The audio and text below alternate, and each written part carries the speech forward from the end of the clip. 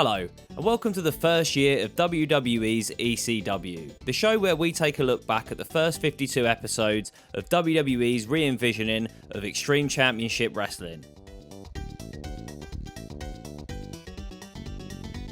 The show opens with Paul Heyman and Hardcore Holly in the locker room watching back the moment when Holly cut himself open on a table against RVD. Heyman says, "I always knew you were such a man. The fact that doctors made you take an entire year off due to a staph infection, the fact that you almost died but came back stronger, and now 24 stitches in your back and you wrestle another 15 minutes against Rob Van Dam. I can't tell you how much I admire your toughness." Holly angrily cuts him off and says, "Heyman, I'm not standing here so you can tell me how tough I am. I'm here for one reason, and that's to wrestle. I want RVD tonight." Heyman explains to Holly that ECW carries a thing called liability insurance, and if I were to put you in the ring with 24 stitches in your back, I would be in violation of that liability insurance. If you got injured against RVD tonight, you could come back and sue me. Holly asks Heyman, "What kind of man do you think I am?" Heyman reiterates that he can't put Holly in the match with RVD tonight. Holly then grabs Heyman by his lapels and begins to berate him. Out of nowhere, Holly gets hit in the back with a chair shot from Test. Heyman says, "Like I said, you're in no condition to wrestle, but tonight, RVD will be in action against Test." First match of the night, the Sandman makes his way down to the ring. Tonight he's teaming up with Sabu to take on the Big Show and Matt Striker. This is actually the first match where we get to see quite a bit of Striker in the ring, and I've got to say, I was pretty impressed. At one point in the match, Sabu is hung up in the ropes by Striker, then Striker bounces off the ropes and drop kicks Sabu right in the bollocks. Ouch, how's that not a DQ? Actually, ignore that, we don't want another DQ finish. Striker goes on to wear Sabu down for the majority of the match. At one point, Striker goes to the middle rope and gets caught with a kick from Sabu, who then tags in the Sandman. Haha, now you're in for it, Striker.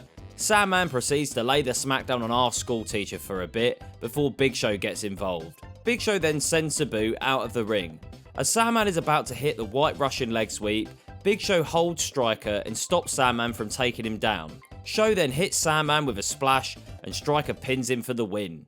Not entirely sure about that finish, as if the Big Show holding Striker's arm is going to stop a Russian leg sweep. We'll let him off with it though.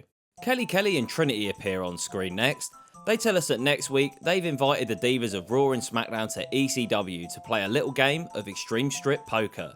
Trinity says, "It really doesn't matter who's going to show up. I'm going to win anyway, because nothing beats a full house."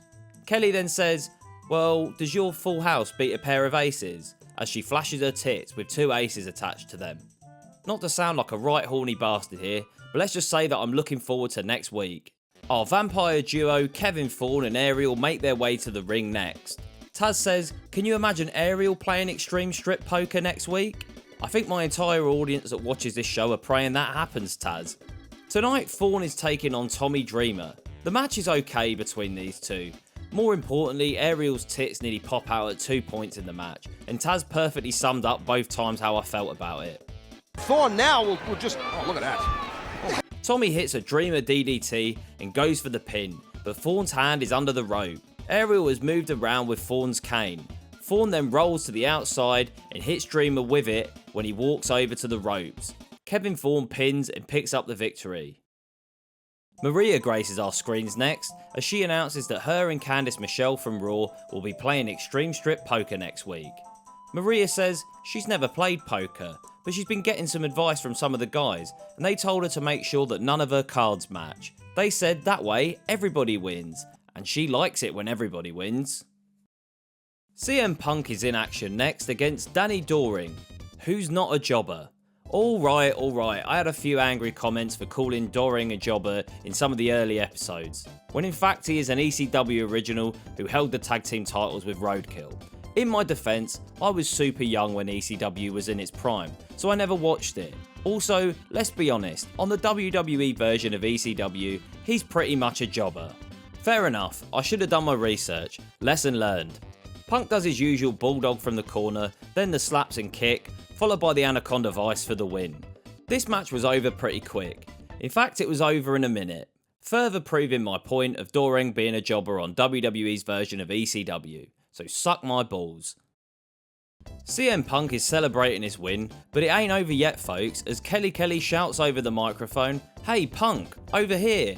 Kelly is on a trusty stripper stage which we haven't seen for a while. Time to brush the dust off that stage because Kelly says, "Congratulations on your win Punk, this one's for you." Pretty quickly, before Kelly can get any of her kit off, Mike Knox gets on the stage and puts a halt to the stripping.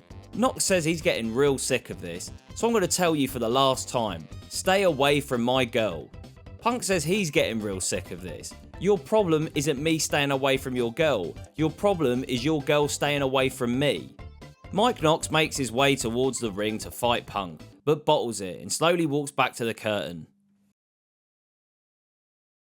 Ashley and Kristal appear on screen next and tell us that they're coming from SmackDown to ECW next week to play Extreme Strip Poker. Ashley says she plays poker like she lives her life, down and dirty. Kristal then says, when the cards hit the table, it's crystal clear to see that I'm the Queen of Hearts of the WWE. It's main event time. Rob Van Dam is taking on Test in an Extreme Rules match. With this being an Extreme Rules match, you can bet your bottom dollar that there are going to be some cool spots in the match. So here's a rundown of the best. Test picks up the steps and runs at RVD, but Van Dam manages to avoid. Test then gets a face full of steps. Van Dam sets Test up on the steel steps and then hits Rolling Thunder. RVD powerbombs Test through a table on the outside. Heyman and his security team make their way down to ringside halfway through the match. Test throws RVD to the outside at one point, and Heyman's security team beat him down. The security team throw RVD back in the ring for Test to pin, but he only gets a 2. Test continues to beat down RVD, but Van Dam is resilient and keeps kicking out. Test is growing more frustrated. RVD manages to make a comeback for a bit, hitting some big moves on Test. Eventually Test regains control when he avoids Rolling Thunder and RVD lands on a chair. Test then lays a chair on Van Dam. He goes to the top rope with another chair and drops it down onto RVD's face. Heyman screams at Test to pin RVD, saying you've got him. Test hooks the leg, but RVD still kicks out at 2. Test has brought a table into the ring and goes to power slam RVD through it, but RVD manages to counter it, sending Test into an exposed turnbuckle. RVD then places Test on the table, takes out Heyman's security team, and goes to the top rope to hit a 5-star frog splash on Test. Just as RVD is about to leap, that bastard Big Show pushes RVD off the turnbuckle whilst Test rolls off the table. Test then hits his finisher Test Grade to pick up the win. This was a slightly above average episode of ECW. Various rivalries across the brand keep moving along nicely, and I find myself looking forward to seeing what unfolds next week on the show. I'm going to give episode 17 of ECW a solid 3.5 out of 5 stars. Thanks again for watching, and I'll see you in the next one.